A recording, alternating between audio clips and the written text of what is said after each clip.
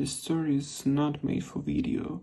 It's a real lesson about trust, betrayal, and learning from others' mistakes. The gate clicked behind me with a sound I'll never forget. Quiet, final, like the end of a chapter I hadn't realized I'd been living in. My heels crunched over the gravel path as I walked toward the side of the house, luggage wheels dragging behind me. The sun was still high, but the backyard was tinted with steam rising from the hot tub, and laughter. Light, breathy, careless. Hers and his. I froze. There they were. Dean leaned in too close, arms stretched along the edge behind her shoulders like it belonged there. Her head tilted back, eyes closed, the same way she looked on spa days I used to book for her birthday. His fingers touched her thigh under the water, subtle, but not enough to miss. And she didn't move. Her wine glass, half full, rested on the ledge. Her bikini strap was untied, floating lazily like it had nowhere to be. She didn't see me, neither did he. I stepped back, slowly, like I was afraid of waking something dangerous. Walked along the fence, found the side gate. My hand was steady as I turned the bolt. The latch dropped into place with a weight that settled deep in my chest. Then I pulled out my phone. "Lena," I said when she answered, her voice confused, "you'll want to come now, but bring someone you trust." She didn't ask questions. She heard something in my voice. I think I was beyond anger. I was past it. My voice sounded like glass. If you're still listening and any of this feels uncomfortably familiar, hit like and subscribe. Most people just listen in silence, but that one click tells the team these stories matter. The wind shifted as I waited out front, blowing the faint scent of lavender from the backyard, her favorite bath oil. I stared at the welcome mat she bought last fall. Home is where the heart is. She thought it was cute. I thought it was hollow now. 6 minutes later, Lena pulled up. Passenger side door opened and Mark stepped out, her older brother, corporate attorney, cold when he wanted to be. He didn't smile. I opened the front door, let them in, left the gate locked behind us. They followed me through the house, through the sliding glass doors that led to the deck. She turned first. Her smile dropped. Dean looked like he was waiting for the punchline of a joke he didn't understand. No one said a word. Mark pulled out his phone, started recording. She fumbled for the towel, nearly slipped climbing out. Her voice cracked around words like explain and mistake. I didn't even look at her, just reached into my pocket, held out my ring, and dropped it on the wet concrete. She didn't pick it up. Not yet. Dean's laugh died first. He saw us before she did. His whole posture stiffened, arms recoiling like he'd touched something burning. My wife followed his gaze and twisted around, confusion flickering before her expression collapsed into panic. I watched her grab for the towel with shaking hands, not even bothering to tie the loose strap that still floated around her. Lena stood frozen beside me. Her mouth didn't move, but I saw the betrayal settle into her like a storm cloud, quiet, heavy, ready to break everything it touched. She took one small step forward, then stopped herself. Mark didn't wait. He pulled out his phone, pressed record, and held it up like he'd done this before. The red light blinked. No one moved. My wife clutched the towel to her chest. "It's not what it looks like," she said, eyes darting between us as if one of us might nod, agree, give her a way out. "Then what is it?" I asked calmly. Dean tried to speak, some half-swallowed apology, but Lena cut him off with just a look. I could almost feel her heat rising, but she didn't raise her voice, didn't need to. The silence was louder than anything she could have screamed. My wife looked at me, pleading now, can we please talk inside? Alone? Mark kept the phone steady. He wasn't filming them for revenge, he was documenting. His face didn't show judgment, just the kind of cool detachment people use when they already know the outcome, and they're just here for the record. She reached for my arm. I stepped back. "Don't," I said. The towel slipped an inch. She clutched it tighter. Dean stayed seated, shrinking with every second. For all his gym hours and loud opinions, he suddenly looked small in the rising steam. I pulled something from my coat pocket, my ring, held it in my hand for just a moment longer. Then I held it out, palm flat. She stared at it like it was a weapon. "I guess you dropped this," I said. My voice didn't shake. She didn't take it. Not then. Behind me, Lena was breathing hard now, but still hadn't cried. Her hands were fists at her sides. I could see the tremor in her fingers, the same way mine had trembled an hour earlier when I first walked in. Mark finally spoke. "I'd recommend everyone remain civil," he said, voice like ice, "because this is now a legal matter, and I have enough footage, for now." Dean stood, water dripping down his legs. "This isn't fair," he muttered. Lena's laugh was sharp, almost surprised. "Fair?" she said. "Fair was 10 years of friendship while you were lying to my face." No one answered that. We turned to leave. I didn't slam the sliding door. I closed it carefully, like you would a book you never planned to read again. The gate stayed locked, and they stayed inside. For once, not in control of the story, by morning she'd rewritten the story 3 different ways. First, it was harmless. We were just talking. The hot tub was on. We'd both had a little wine. You blew it way out of proportion. That was her opening line in the voicemail she left at 7:12 a.m., like we were still on speaking terms. She followed it with another message 2 hours later. I know how it looked, but that's not what it was. By lunch, her version had evolved. Dean was venting about Lena. I was being a friend. That's all. "You know I'd never do anything to hurt you." The next one landed just after 3 p.m., the most desperate. I wasn't thinking clearly. Maybe I've been going through something. I felt invisible, like no one sees me anymore. That last part almost worked. Almost. But the internet didn't care about her feelings. Truth had legs, and one of them belonged to a kid named Aaron 2 houses down, 17, with a cheap Android and a very public Snapchat. He'd been walking his dog that evening, happened to glance over the fence when he heard giggling. Took 2 blurry clips. One caught Dean's hand, the other caught my wife's laugh, recognizable even without her face in frame. By sundown, someone tagged Lena, then Lena's sister, then 2 women from our circle who didn't even like each other but both had something to say in the group chat, and the group chat didn't stay private for long. Screenshots of her midlife crisis theory circulated fast. She started sending frantic messages. "Can we not turn this into gossip? And please, everyone, this is private." But nothing was private anymore. The curated image she'd protected for years, community board member, wine night host, brunch planner, started to unravel thread by thread. People weren't unkind, just quiet, which was worse. The silence after exposure is a kind of verdict. I didn't add anything to the conversation. I didn't have to. Lena didn't wait a week. She packed a bag that same night, left Dean standing in their kitchen, stunned and alone.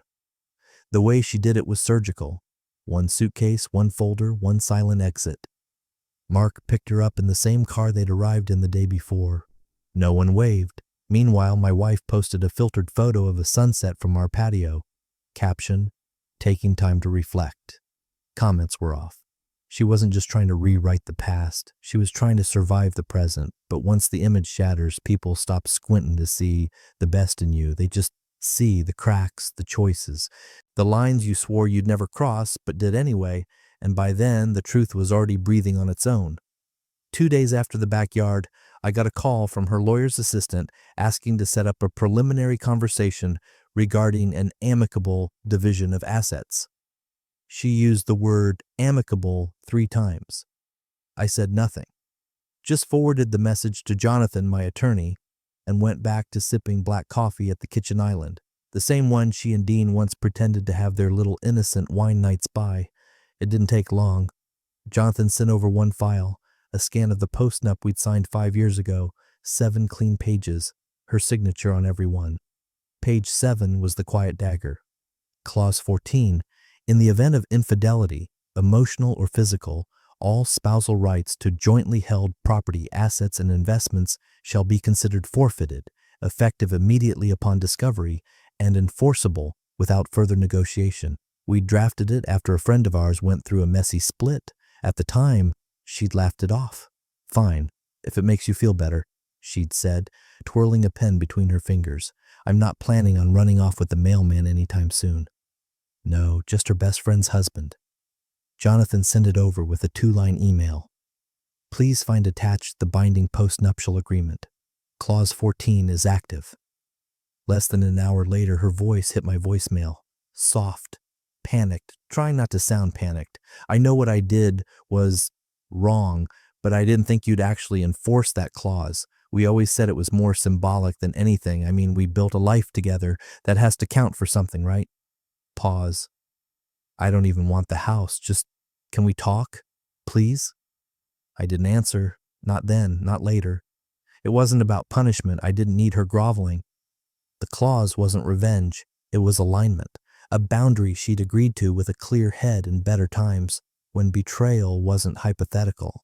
Her friends, what few hadn't ghosted her already, started whispering the version she'd pitched that I was being cold and unreasonable didn't stick once they found out about the paperwork. One of them, Caroline, even reached out to me directly, said she was sorry, that she remembered the post-nup. She said it was stupid lawyer theater. Caroline wrote, guess not.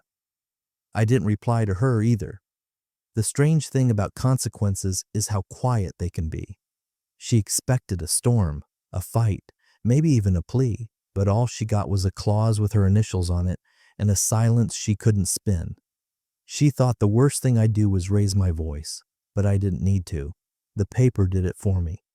The screenshots started coming in late Sunday night. Lena didn't send them all at once. They arrived in quiet batches, 5 or 6 at a time, each one more precise than the last. Message threads, calendar screenshots, hotel confirmations. My wife had been careful, yes, but not careful enough. Patterns emerged, excuses recycled, words repeated. Work trip to Palo Alto. Girls' weekend in Sedona. Lena needed company after her breakup. Except Lena had never been in Sedona, and she hadn't broken up with anyone. The timestamps told their own story, so did the emojis, and the tone, soft, teasing half-whispers typed out at 1:43 a.m. from our bedroom while I slept 10 feet away. I printed everything, not out of rage, out of necessity. Each page slid from the printer like a verdict. I didn't read them twice, just stapled them into sections labeled by date, years of it layered under her smile, tucked behind her late returns and half-warm kisses. When the mediation session came, she walked in wearing beige. That always meant she wanted to seem neutral, no red lipstick, minimal jewelry. She thought she could still shape the narrative, but the manila folder on the table beat her to it. I slid it across to our mediator, Lauren, someone she had insisted on choosing for balance. Lauren opened the cover slowly, took a few minutes to scan the top pages. Her mouth tightened at the 3rd page. By the 6th, she stopped pretending not to react. My wife didn't speak. She just stared at the edge of the folder like it might disappear if she looked hard enough. Then finally, "Can we talk privately?" Her voice cracked in the middle. She reached toward me, not with her hand this time, but with her expression. The same one she used when she burned dinner or forgot our anniversary. The one that once said, "Let's not make this a thing."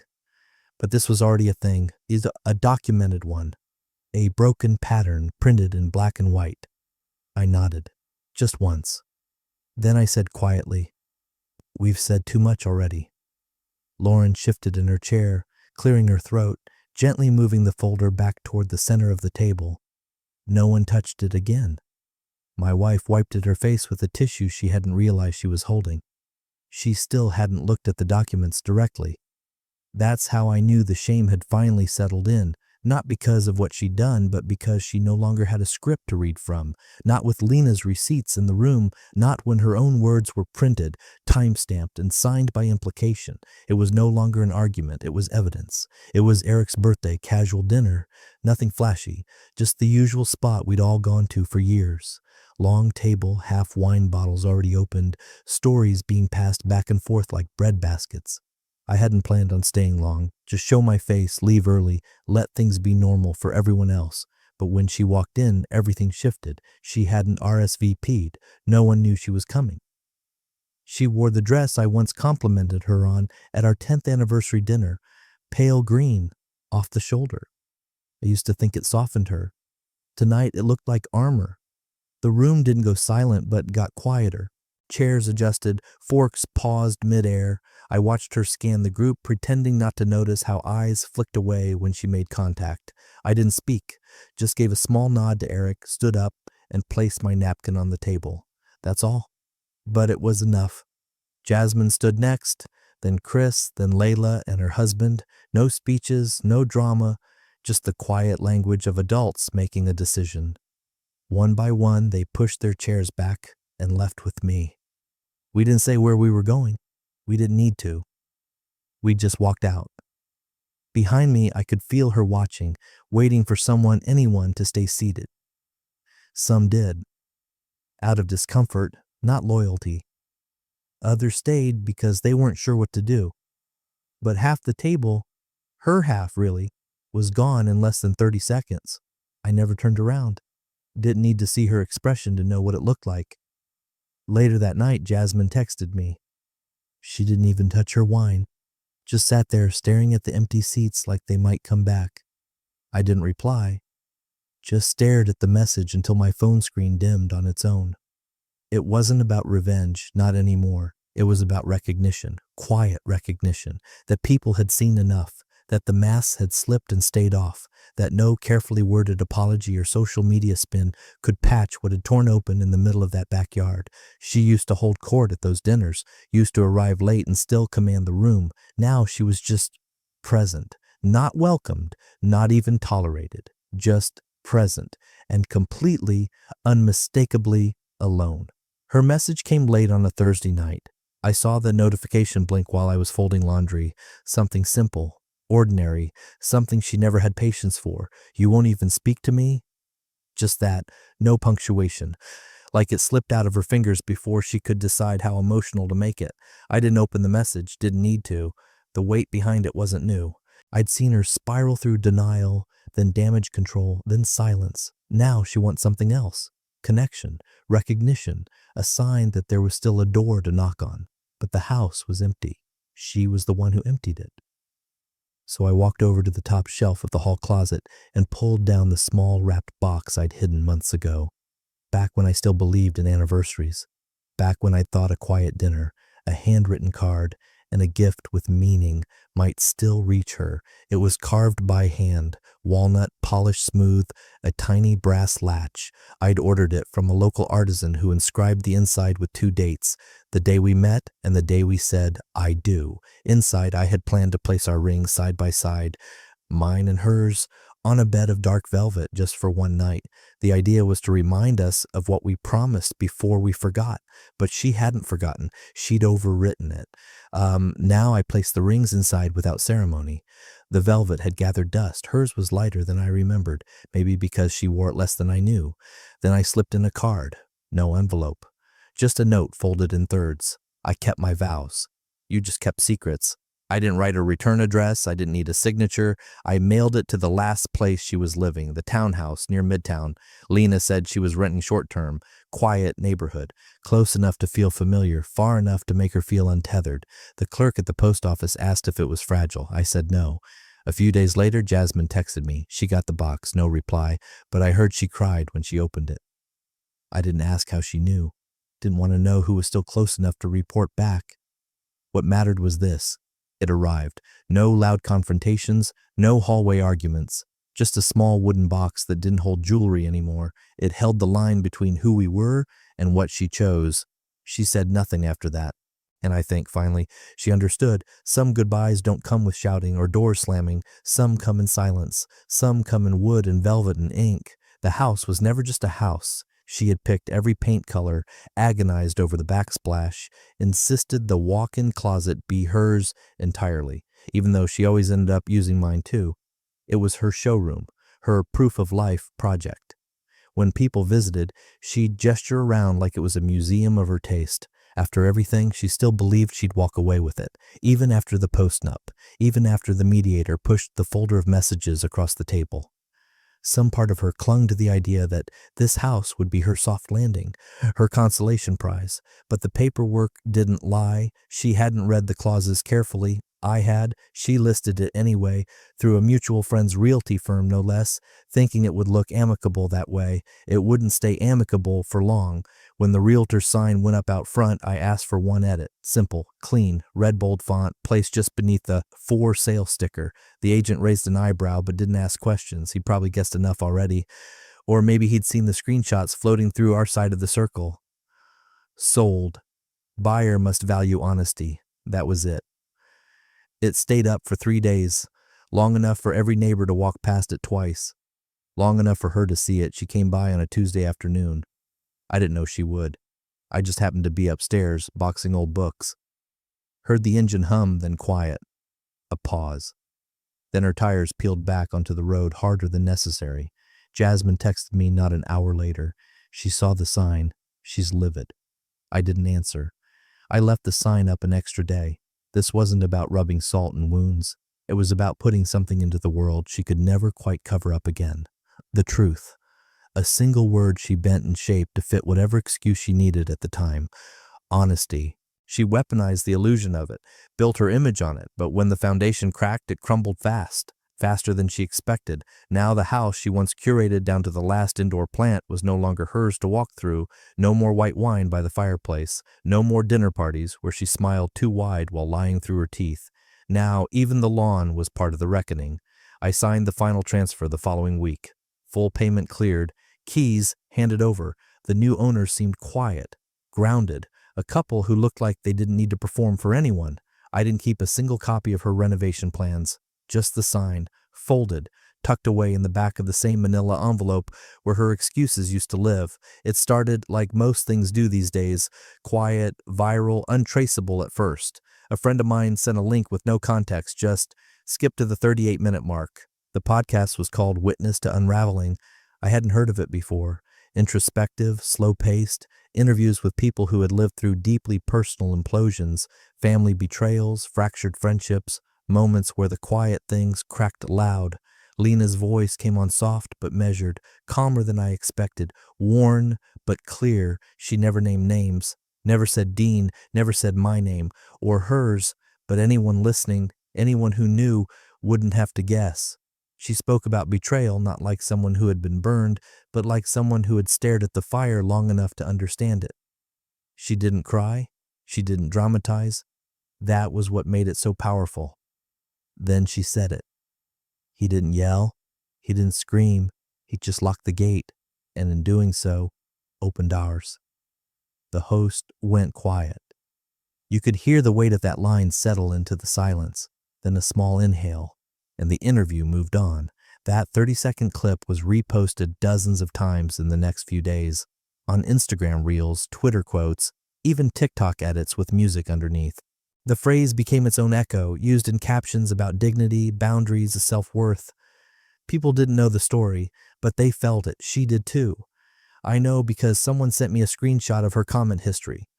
She'd liked one post that used the quote, then unliked it, no comment, no reply, just a digital flinch. In one group, someone asked, "Who is this about?" And someone else responded, "You can tell she messed up. You don't get quoted like that unless you became the villain in someone else's healing." I imagine that stung. She had spent months trying to reclaim her image, trying to shift the narrative to something more palatable. We drifted. We weren't connecting. He was always distant. She'd tested every version of the truth except the real one. But this wasn't my voice anymore. It was Lena's, and it wasn't a courtroom. It wasn't a group chat. It was the public air, passed between strangers. She used to dominate a room without raising her volume. Now her silence was all she had left. She couldn't refute the quote, couldn't spin it, couldn't DM her way out of it. Because it wasn't about her anymore. She was just the outline in someone else's story, the blurry background to someone else's clarity, the one who taught us all what not to ignore. The gallery was quiet when she walked in. Late fall in Boulder. Cold outside, but inside the walls were warm, lit by soft track lights that followed the curve of the exhibit, my first solo series. I hadn't expected a crowd. I didn't want one. Just a few people scattered across the space, standing in front of black and white portraits of windows, locks, shadows on water. I saw her reflection in the glass before I saw her face. She stood near the entrance, hesitant, hair down, no makeup, no carefully rehearsed smile, just her, stripped of everything but intention. I didn't move toward her. I kept talking to the older couple in front of me about the shutter timing on a mountain shot, but I could feel her waiting. When the couple wandered off, she stepped forward slowly, like she was walking into a confession booth. "I just wanted to say sorry," she said. Her voice didn't shake. It was tired. "Not for what I did," she added after a breath, "but for what I destroyed." I looked at her. Not through her, not past her, just at her. There were no more layers left to peel, no more justifications waiting behind her lips. Her eyes weren't defensive. They were empty in a way I didn't recognize, like something finally broke that even she couldn't pretend to hold together. I reached into the small box behind the front table, where I kept old prints for people who wanted to take away, and pulled out one photo. I'd debated bringing it at all, but something told me it needed to be there. It was the shot she once had framed for my birthday. The two of us in Santorini, barefoot on a cliff, wind catching the edge of her dress. I'd taken it with a timer and hated it at the time. Too posed, too happy, too fragile. Now it was different. I'd cropped her out. Not dramatically, just enough to shift the focus. The frame held me alone now, facing the sea, the light catching only half my expression. The rest disappeared into distance. I handed it to her. She looked down at it for a long time. Her mouth parted like she wanted to say something else, but nothing came. She nodded once, held the photo carefully, and turned around. The door made a soft chime when it closed behind her. That was the last time I saw her. Closure, she thought, was about returning, revisiting, saying the words she never said when it mattered. But for me, closure wasn't a door swinging open. It was a frame, a crop, a choice, and I'd already made it.